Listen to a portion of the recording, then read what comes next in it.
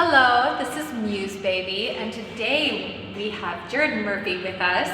We are discovering his new book called It Is Not Aliens, It's Us, Discovering Our Lost History.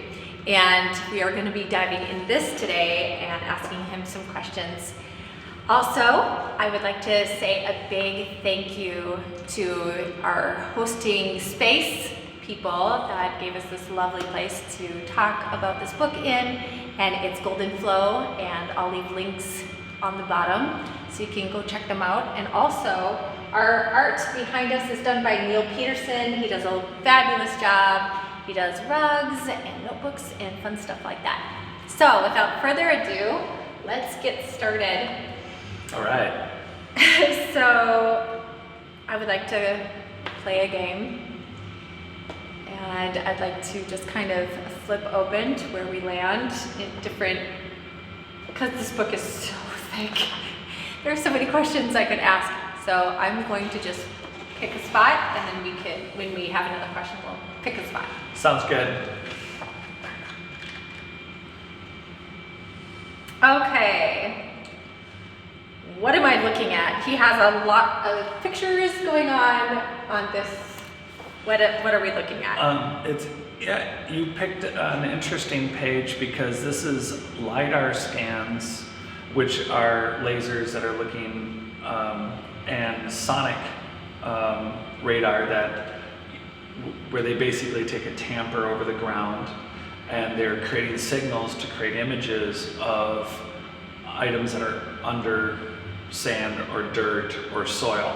So what they've done is each of the panels in this photo are showing, we'll probably have to do something a little more up close, but if you can kind of get the panels in the photos, we're later in the book and we're looking at how they're researching archaeological sites now. So this is page 230, and what they've done is they've taken measurements off of each of the angles of where they've taken photos of this fallen megalithic wall, and they've pieced it back together to create what they think is what the structure once looked like, which is in the second photo.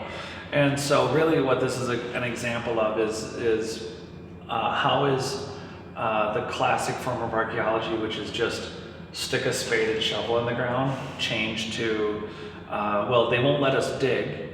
It's not evasive, but the interesting thing is there's two parts that are interesting. One is, why not let an archaeologist dig?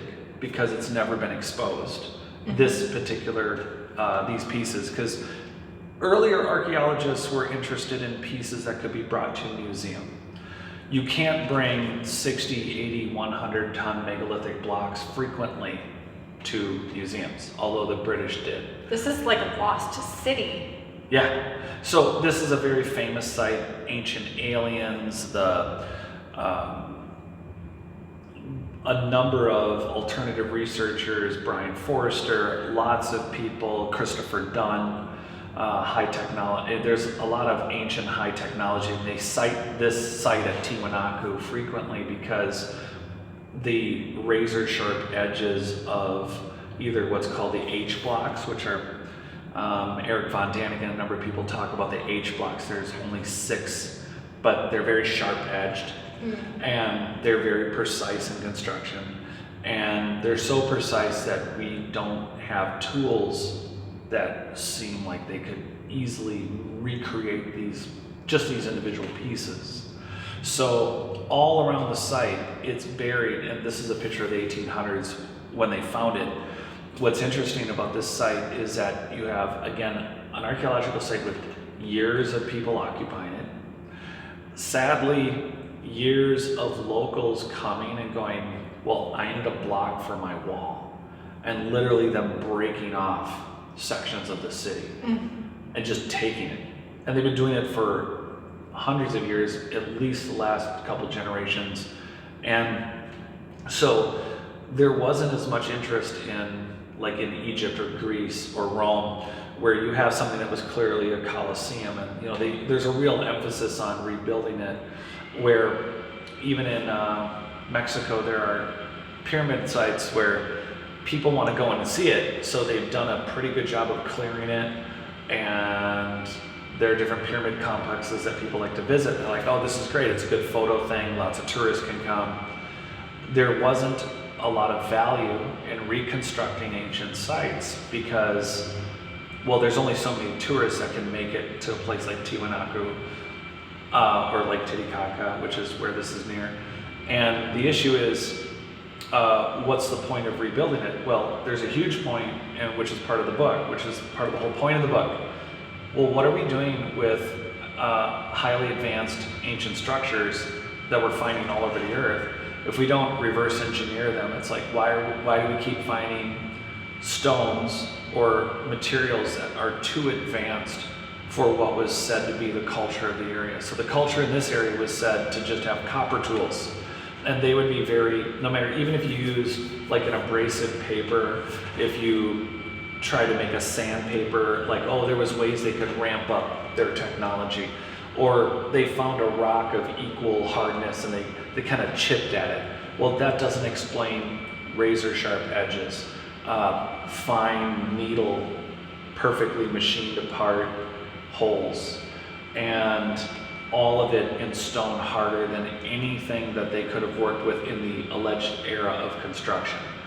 So by rebuilding and what's neat about this on page 230 is that you have someone actually doing these seismic and LiDAR scans, looking at the blocks and going, okay, well, you're not letting us dig them up, but we'll just sonar look at it and then we'll try to reconstruct it. But imagine in the future now that they can actually dig up what's been laying there, unresearched, unstudied, highly advanced construction. Not only can they look at physically restoring the pieces they're finding, but they could also use these same scanning systems to let's interpret the next missing piece.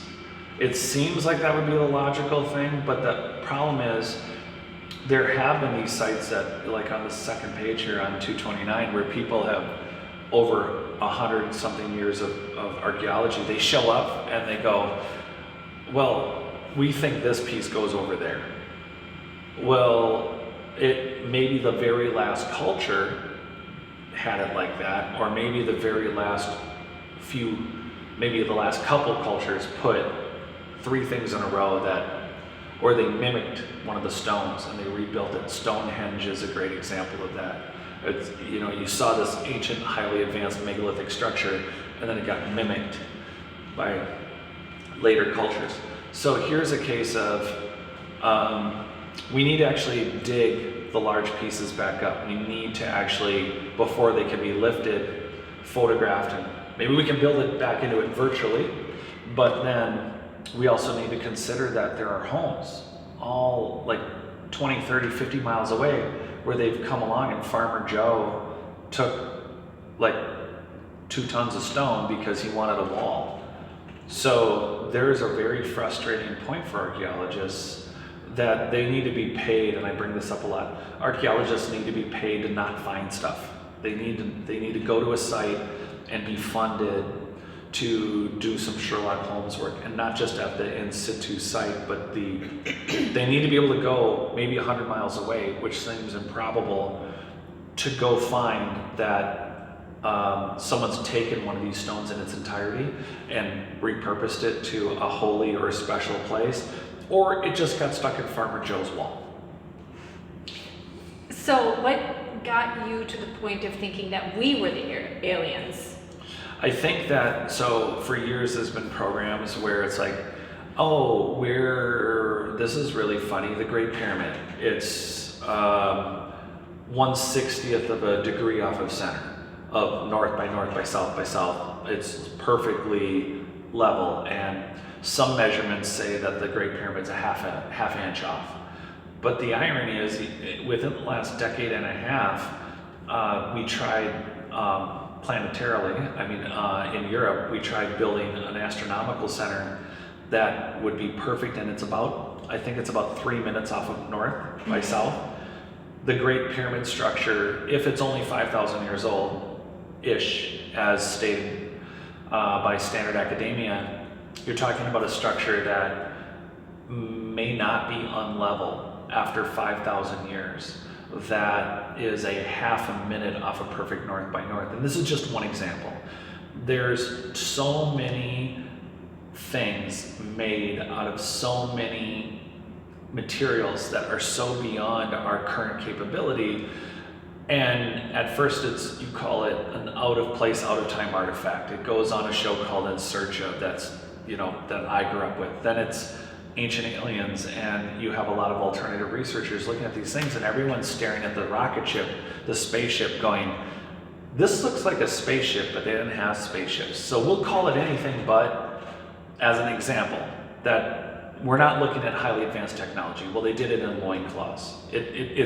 You can apply or reverse a technology to a cell phone and go, yeah, they made cell phones with loincloths and smelting metal over an open fire. It's possible that you could do that, but the reality of the precision is that either aliens built this or it's not aliens. It's us. It's that we achieved a much more complex level of construction and science. And then, unfortunately, whether it was one society worldwide or multiple, it falls. And there are things that are remembered and things that become mystified. But frequently we think of mystifying, like, I think a classic example of Arthur and the Round Table and Merlin. Everyone loves to imagine magic and fairies and that you can speak something. And well, we're finding out that vibrational and frequency technology was likely one of the fundamental elements of this ancient society. I love that. Yeah, so you can take a society where we've mystified further in Hollywood and with movies. We just love the idea of Harry Potter and of waving a wand. And what have we mystified in that? Well, it's the idea of the technology that a nanobot is producing, like a 3D printer, that you can wave a hand, and in reality it's just an air motion, like a smartphone that you can do your hand motions over. That's a function of smartphones. But imagine being able to speak a word or make a motion with your hand, and the nanobots that are around you build, construct, create, execute what it is you want to do, whether it's in 1,000-ton constructions or genetically. So what it is interesting to just, right now there's so many things that we find that the debate all along is aliens had to help us. It's been quite a thing to stop everyone and say, no, we, humanity, achieved. We were smarter than we are now. Yeah. And why did that smartness kind of go away? Right. And how can we get it back? Right, and so what we have now is this great, everyone likes to, whether it's mainstream or not, people like to go into this thing about this awakening, like we're having an awakening and we're spiritually and we're physically awakening. Well, okay, so imagine being on Little House, we're in Minnesota, so imagine being at Little House on the Prairie. Woo! And Laura Ingalls Wilder finds a cell phone. Again, let's go back to what, let's do a laptop. And so we are going through an awakening, but what does an awakening have to do if the Little House on the Prairie girl finds a laptop? What does that have to do with an awakening? So it's a remembering, right, versus an awakening. Well, awakening to the memory of what we were, so we can pick up where we left off. Yeah, and I think that it's people like to describe things. I think one of the descriptions, the fog of war, where there is a battlefield incident where there's two tactical, whether it's 500 or 50 people or 10, and they're in a situation where not everyone can see everything that's going on, and you only have your vision from your level, but it's moving quickly. It's a combat situation where life and death, you have to make a decision on the fly. Humans move a lot slower. on a day-to-day basis. So the fog of, I would equate the fog of mystification of, so you're Laura, you're on the farm and you find a laptop, but now she can't plug it in. She can't plug it in. But what we do know is, we have a wheel, we have a well, but there's this guy named Edison kind of scratching around with electricity, and it seems like that might be a good thing. And we're far away from what the laptop's going to be. So if we're operating at like 10 to 15% of our capacity of brain, and then, we have this theory of evolution that says, you only get anything in evolution through a forced adaptation. And what does that say then about the 85 or 90% of our brain so we were either the first time that again, it's a theory of evolution, the idea that it's the first time that humans were given extra because we'd grow into it, or extra what? Brain power. Oh. Right? So either we were given extra up front and we were only 5% conscious before, or 10, or were we fully conscious at one point, producing very highly advanced things with a third eye that we see in, not particularly these mandalas, but in Tibetan, or that we see mystifications of a third eye that in reality might be the pineal gland, that might be an actual communication device within our brain, that we could connect brain to brain. And it wasn't a mystical thing. It was just science. We had full capacity of our brain. And so now in our state, we're finding these things. We're finding these physical objects, and we're finding genetic anomalies in different mummies all over the world where things aren't adding up to the straight story we've been told. So one is, you could spend a lifetime disproving our prior history. And then at the same time, we have this reawakening where people sense abilities that they didn't know they had, and they immediately have created a narrative of a fairy, of a spiritual connection, when in reality, there is a very real, hardwired connection genetically between you and me, or between us and the listeners, or between the ground and it's something that is technical, and nobody wants to look at. It's so innate too in all of us. I feel when you're really present, you can start to tap into being able to hear a plant. Yes. Say what it needs. Right. When you walk by it, hey, I need some water, or hey, I love you. Yeah. And that connection, and again, it gets mystified. So, side point on the Christian Bible. Early on, a lot of people don't realize that right away we could talk with the animals, and sadly for the plants, in the beginning, the only food was plants. We didn't eat animals, according to the Bible. It was only after the flood God said, all right, have at it, eat everything. But what if the sliver of truth in that is that connection with all creatures? Not just because there's this randomness to life and we once connected, but what it gets into, and when I start with my book, what sent me down my research was that there's engineered soil that we use not just for planting, but filtering carbon dioxide, filtering heavy metals, soil that could also buffer us against earthquakes, engineered soil in locations from Siberia to America to where we are here in Minnesota to South America. This engineered soil goes by different names, but the issue is that this society was so advanced that what we would love to say is just random plants. The reality is that these are not the giant, like the Hyperion redwood that's 380 feet tall. These are scrub trees.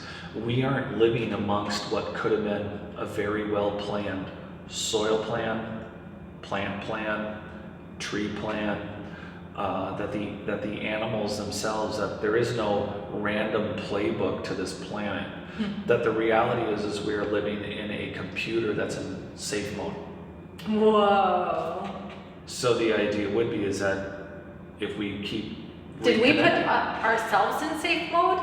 Yeah, but likely by a horrible disaster or war or both, like maybe a perfect storm. I have a question. Yeah. Okay, I know I. No. I have a question. Do you think that with our amazing abilities to use all of our brain, do you feel that it was possible that we used our bodies to actually levitate and fly? That was possible with the bodies that we actually have now, and we just don't know what law that is, whether it's the law of love or something, because we have the law of lift, we have the different laws in place that, oh, you do this, that we had no idea before, and now we're flying, we're lifting heavy objects in the air. Yeah, I think that there's many examples to either the mom whose child's trapped under the car and she's 110 pounds and she lifts the car. Yeah. I mean, that stuff happens. And what is that? People say, well, we have these superhuman abilities like Wim Hof and Stig Severinsen, like the cold weather, like they're consciously controlling your immune system. And again, we have to, as much as I want to mystify these abilities and start with that it comes from this magical source, the truth is stranger than fiction in that it looks like all these connective abilities, including things like anti-gravity and being able to fly, would be included within our mind's ability to control. But I totally believe that. But the issue then is, as you're reconnecting wires, I think one of my best examples is if you have a 747 and you bang on the control panel and it blinks, and you know it's the blinky board, but you don't know it's a 747 and can fly. So if in 1,000 years you know the blinky board, you have to bang it in a certain order, and there's even more ritual with the banging, you know it's the blinky board. And anyone else would look at it in the future and go, that's a 747, it flies, it's up banging on it. And so it's a high-tech piece of equipment. Right, so we are both very high-tech genetically. That technology isn't a mechanical thing like the devices we're using. The technology in the past, like synesthesia, is a huge subject. It's something worth looking into, and it's about being able to visualize and see, colors and numbers and smells, and having all 5 of your senses connected, not only to itself, but like watching someone else be touched and actually experience what they're feeling. Synesthesia has a lot of different layers and levels, and that it's a whole different animal. But basically, the way we think, we communicate, whether it's with a plant, with each other, not speaking, not just like physical tactile touch, but we're basically combined between you and me, ourselves, and the planet. We're banging on the blinky board. How do we stop? How do we get in tune with our smart nature, and instead of smartphones, be smart humans? I love that, smart nature. That's good, because I think that's what part of what my book is about, and that's not what's as advertised. It's like I can't put my book in the spiritual / feel good section yet. The reality is, a lot of what we're talking about is we were really advanced humans, and based on the abilities that you're seeing reactivated, and again, Wim Hof is a good example, but there are other abilities like synthetates that are showing that we are echoing some of these past powers. So connecting back starts, unfortunately, I think, with what seems like I'm stomping on some people's daisies. Like they connect with the earth. They have this, they're highly, if you look at everyone's full personality with an equalizer button, and they have a highly emotional connection, or they're very empathetic. So it's really hard. Or there's people who are factual, but they have certain beliefs. It includes religion, where I have this belief, and I know this belief to be true. And I think the hardest part about, I think for many, is one, all of us need to accept that our initial thoughts going in, like knowing what's in the ground and knowing what we're finding. And what I found is that we all, including me, have to be willing to say, I'm wrong. and to be able to be open to what's there, and to know that they have to stop banging on the blinky board and crediting something with your incense or your smartphone, and to really reconnect to what's actually the true, real connection in the ground, the plants and us and the universe. To connect all that back together requires us to demystify. And what that means is you can't create a holy ritual, a spiritual sensation. You can feel really connected to something, I think, but that's banging on the blinky board.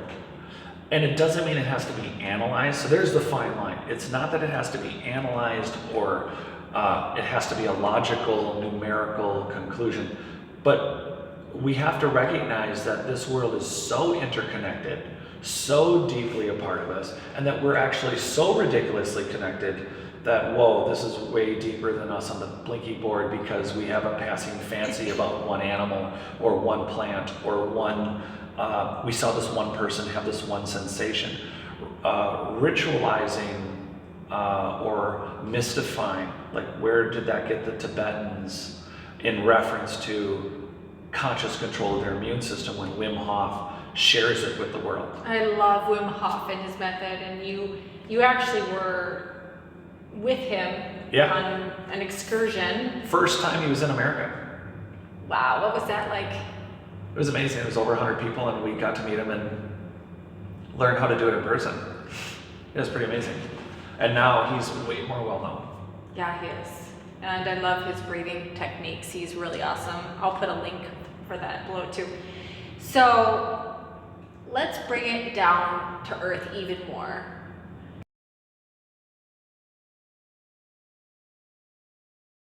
Life that has, by just tapping into what we used to know, tapping into all of the energy that comes along with knowing that we dealt with vibrations, knowing that we dealt with all these different modalities. How have you just gotten more sensitive in your body now? And what are those things that now you realize you're starting to have access to that you weren't having access to before?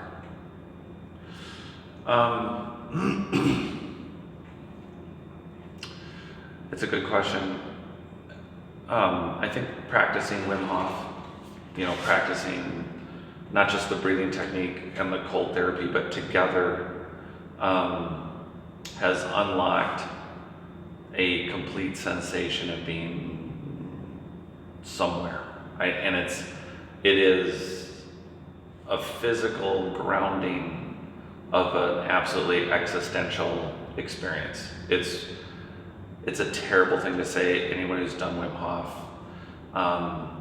The breathing technique with the cold together definitely leaves you going from feeling that there's a spiritual side and a physical side of life to knowing that they're both, that they're the same. And then experiencing, when you look day to day at the mechanics of our plant life, of the way we even build and move amongst each other, we are very far away from, I think, how we used to live. And I don't mean just, yes, it includes we're destroying plants, or we're putting roads somewhere that we don't need to put a road. It can be dumbed down to that, but it's much more complex. That on a day-to-day, when you see the way the way they wake, when they eat, like for me, I'm paleo. That's the general direction. Everyone needs to be a self-experimenter with nutrition and food. I like that. Yeah. Yeah.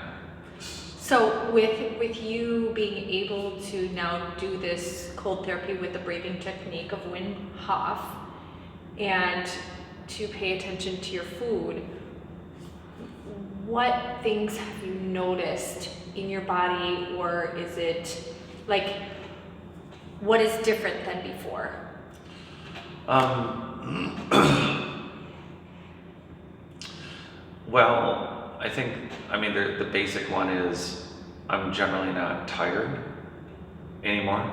Like I'm just not, I think like everybody, I ate very unconsciously and I would just be hungry. Like if we're gonna go out, I'll buy you a large pizza, but the large pizza in front of me is mine.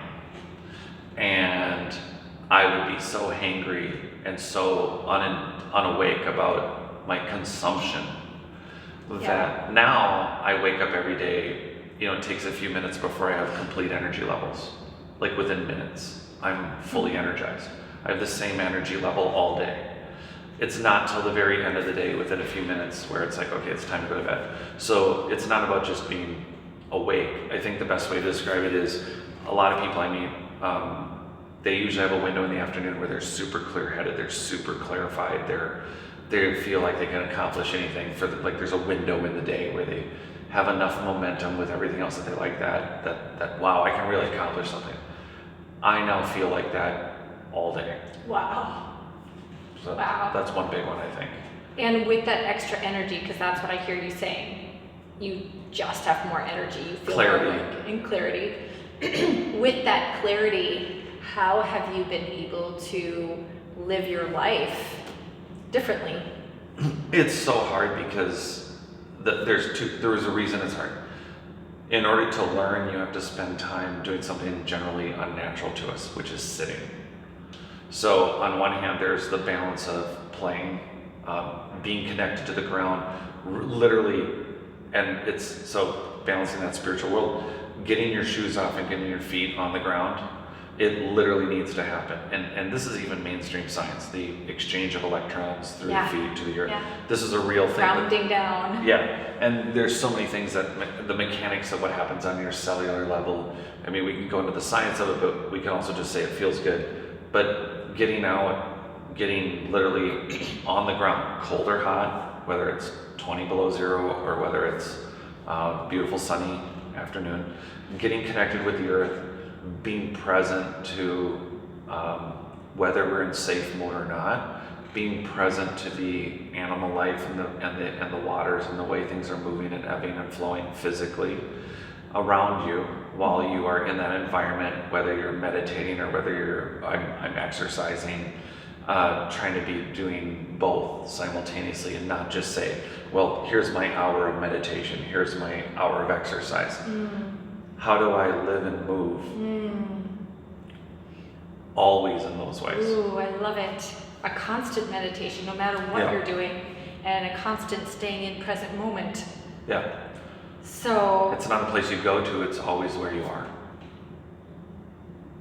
Have you noticed being able to hear the energy of wildlife or the communication around you from this planet? I think I see, yes, with the cold, specifically when you're doing Wim Hof from the meditation and the cold at the same time.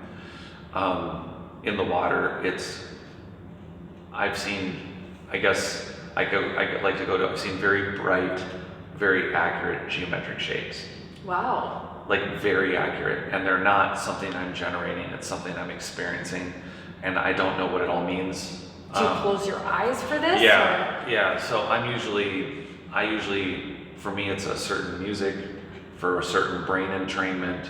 I don't know, I know it works, and then I'm usually doing the cold water and the breathing, and I'm not trying to go somewhere internal, but by having my eyes closed, it's just easier seen or experienced and felt.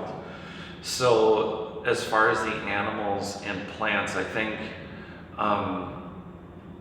there's a lot to be said about the consciousness of water, which, yeah, and I think that in the fact that it's in the air. My heart just like, whoop. Yeah. I totally love the consciousness of water. Totally love the consciousness of water. Because it's a living, breathing, energetic computer. Yeah. And it takes in all the information of everywhere it's been.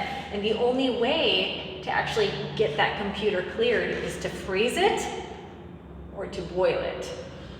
Yeah, and And then you can program it. there's so many different things we don't know about it, and it's all around us. It connects every animal and plant and us, and so there's so many things we are so not on the same page on yet as far as consciousness and scientifically. That, I mean, I talk about it in my book, there's a fourth state of water. Water can burn. You can't have a fire without water, actually. You need water. So there's a lot of things about it. Wow. I know, right? And so there's a lot of things about water that aren't understood. Water can bridge in midair. This was even figured out 100 years ago plus, that water can connect to itself and spread. And so our ability to even connect, not only communicate with water, or like Victor Schauberger's work at the turn of the century, it's very I can say quantum. I totally thought you were going to say Kuan Yin. Yeah, like that would make, yeah. Compassion. Yeah. My word for the day, Kuan Yin? Kuan Yin. Kuan Yin. She's like the goddess of compassion. She was known for her compassion. And she's to be remembered and loved. I am so sorry. I thought it was like compassion, not, sorry. Yeah, so I think in reactivating, I've experienced some synesthesia stuff, but when it comes to specific animals or plants, I own a few plants, I have had a few dogs, and I think anyone who's been a companion to any animal knows that it's not just straight dumb communication from your mouth or your sight. There's a connection. Yes. There's too many times where animals sense things either from their owners or from the earth and then pass it on, and I think that connection used to be much stronger. So I've definitely felt connections with animals that weren't just because I love them as a household companion, but because they really are companions with me. But I do think there's something about animals being a companion to us in our ability to filter and understand and communicate from the vibrations and frequencies from the earth. So there's been some research, Peter Wohlhollen, I have a couple other researchers that have found that plants communicate by low frequency vibrations, which is essentially they're speaking. For those of you who are complete vegetarians, yes, plants can scream. That might throw you off a little, but the idea might be that one of the things I've been thinking about for a long time is, what if, as we travel through the universe, there's all these vibrations and frequencies in the ionosphere. So we have these pyramids all over the planet. Mm-hmm. So say part of their jobs were not only energy and communication and healing, there's a lot of good theory around it, but part of it is, what if some of the energy from these machines were helping balance the atmosphere? And we're traveling through a solar system, through a galaxy, through a universe, where we hit a storm, or we hit vibrations and frequencies that our ionosphere cannot filter. So there is something where you and I are walking along as eternal, immortal, non-dying beings, that everything's tuned to everything, but you get really irritated and crabby and I get cancer. Now mind you, we're just walking somewhere, but we both have our companion animals, a lot like the avatars, where you think, Japanese anime, and they sense what the plants sense, that catch something that we didn't, because we have 100% capacity of our brain. So we are communicating with others, all of our senses. We're communicating with people on the other side of the planet, and we're communicating with animals, but there's like billions of computations going on at the same time, and songs that are being sung, and music and frequencies that are balancing everything. But we're traveling at God knows what actual speed an hour through the universe. This storm or some disruption hits the planet, the frequencies and vibrations are off enough where you're just simply crabby, but it doesn't otherwise affect you. For me, my cells have been damaged, and the plant or animal companion that we are in tune with goes, hey, did you notice this? And you didn't. You were just irritated. I didn't even know I got sick. But the balance and the frequencies were off, where the animal companions and the plants, that there's an entire line up of communication where we then go, well, we have that big gathering tonight in the giant, perfectly weirdly balanced Greco-Roman amphitheater, which appear possibly in my research to be even older. Maybe it wasn't just to hear the perfectly tuned guy on stage. What if we both walk in and by the end of it, we've written a song or created a frequency to counterbalance what we just experienced. And by the end, my cells have regenerated, like Anthony Holland's work. You are no longer crabby. And we have a new song that we sang for a while because it turns out this storm we're going through, which has now been consciously identified through technology, is showing that we are actually going to be in this storm for 6 months. So one of the #1 songs that we all listen to every day is this balancing frequency that ultimately either is something we actually make an effort to have in our life every day, or it gets programmed into our large energy frequency machines. Yeah. But this is some of the work that's in question. Yeah. This is some of the work I'm researching. Awesome. So there's a lot to, I think, that frequency and energy. Yes. So, like even with tuning fork therapy, they could take a cancerous cell and introduce it to a certain frequency, and that cancer cell turns back to normal. Like that was real science. And so I know what you're sharing with us is purely amazing. And I'm so excited for this book. I really appreciate you taking the time. Yeah. So here's the book. We'll have a way that you can purchase it online. And thank you so much for the time that you took today to really go into this with us. Well, thanks for having me. Yes. If you like this, please hit subscribe and the like button. And It's on Amazon. It's on Amazon. Yes, it's on Amazon. So yeah. And we'll see you next time. Bye.